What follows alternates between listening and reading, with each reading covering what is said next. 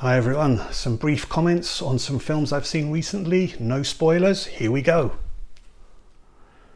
The Villainess is from 2017, it's a Korean bloody revenge action thriller, female driven, with Kim Ok-bin here doing the action, and she's incredible. The action scenes in this rival those of John Wick, especially the opening scene, which is all done from a first person perspective, and there's also an incredible motorcycle chase as well as a scene involving hanging off a bus. The downside though is that the narrative does jump around in terms of its timeline, which does make it a little bit confusing, especially because there's a lot of different characters. But for the action, this is definitely worth seeing. Etre et Avoir is a beautiful 2002 documentary that's set in rural France, and it involves a wonderful teacher who teaches 4 to 10-year-olds in a remote area of France where there's not much education there. He has such a calm temperament and is just wonderful with the children. It really is heartbreaking to watch at times. Wonderful film, and it definitely serves as a great companion piece to the Palme d'Or winning The Class, which I spoke about a while back, where this involves kids at teenage age being taught in a Paris inner city school. But yeah, Etre et Avoir, wonderful film. In the 1990s, when I did some travel in Africa, it included visiting this place, Volubilis, which is an old Roman remains that's in the Atlas Mountains in Morocco. And I mention that because I came across this movie on Mubi that is called Volubilis from 2017. Really good film this. It involves a newlywed couple, beautifully played by Nadia Kunda and Marcin Malzi. And they are trying to better their lives in Meknes in Morocco. They're living with their parents and wanting to get a better life. She works as a housemaid, he works as a security guard.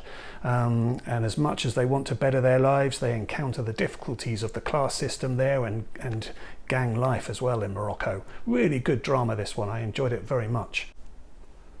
South Central is one of a few LA gang movies that came out in the early 90s that included Boys in the Hood, Juice, Menace to Society. South Central is produced by Oliver Stone, and this one has perhaps fallen a little bit more by the wayside compared to the others, and I can possibly see why. The production values in this one are not as strong, but it is still nonetheless quite an engaging drama, and a good performance from Glenn Plummer here. As a guy who ends up being in prison for 10 years and then having to come out and try and put his son back on the straight and narrow. And there's a really good performance from Carl Lumbly as well, as a prison inmate who tries to educate him. Sketches of Frank Gehry is an excellent documentary that involves the film director Sidney Pollack, who directed films such as Out of Africa, discussing life with Frank Gehry, the architect who designed such buildings as the Museum of Popular Culture that's in Seattle, as well as most famously the Guggenheim Museum that's in Bilbao in Spain. And this guy's mind is absolutely incredible in terms of how he designs his buildings. If you can see here, we've got this scribble that he does, and basically every building that he designs starts off with these kind of scribbles that he then begins to visualize shapes and forms from. He'll use cardboard cutouts to start building models and then just kind of break those up and put scrunched paper on them. So everything's about sort of breaking the regular angles and putting different perspectives on them. Really fascinating stuff. I really enjoyed this documentary. These two have a great friendship, and so it's a very relaxed and informal documentary. Really worth seeing. Broken Trail is a 2008 Western from director Walter Hill. This was actually done for AMC, so it was shown in 2 parts, 2 90-minute episodes on AMC, but here it's presented as a 3-hour movie. Stars Robert Duvall and Thomas Hayden Church, and really this is one of Robert Duvall's greatest performances. It's a really good performance from him. The curious thing about this one, which involves taking a herd of horses across Wyoming and Utah, I think. The curious thing about this is that it also involves them safeguarding a group of girls who had been sold, Chinese girls who had been sold into slavery and prostitution. So it's a really caring kind of characters in this, very sympathetic, very compassionate, but there is of course perils along the way that introduce some classic Western elements as well. So yeah, this was a really good Western from Walter Hill, definitely more enjoyable than his more recent Dead for a Dollar, which was a big disappointment, unfortunately. This won 4 Emmy Awards, including both acting nods for Robert Duvall and Thomas Hayden Church. And here we have the 1968 film The Great Silence, directed by Sergio Corbucci, who did Django and The Hellbenders. Wow, this one is amazing. This has immediately gone into my list of all-time favourite westerns.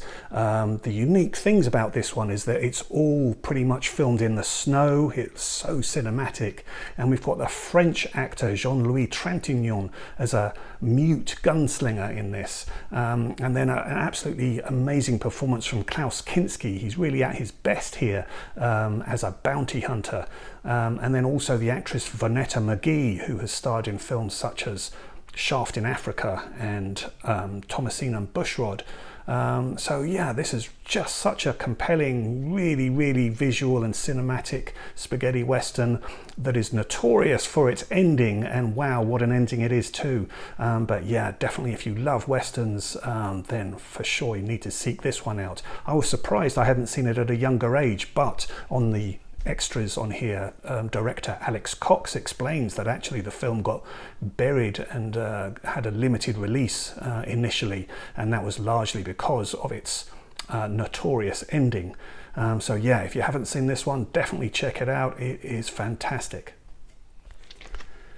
One I saw on its initial release in 1989 is Henry V from Kenneth Branagh, and it's perhaps hard to remember now, but this was a really big deal when it came out. Kenneth Branagh was very young at the time. He'd been really successful on the London stage doing Shakespeare adaptations, but this was his breakaway. This was his first film as a director and the main star as well, and he really did a great job of making this much more opened out event. So very muddy and rain-soaked battle scenes, so a very visual adaptation of Shakespeare's Henry V, and with a great cast with some old veterans that include Paul Scofield, and then other great stage actors that include Ian Holm and Emma Thompson and Brian Blessed, and Derek Jacobi as the chorus, who really helps drive the narrative along. Really good film. Okay, that's just a few recent watches. I hope some of those were interesting to you. Let me know if you've seen those, what you think about them. Join me again for some more videos. Good to see you. Thanks for stopping by. I'll see you again. Bye-bye.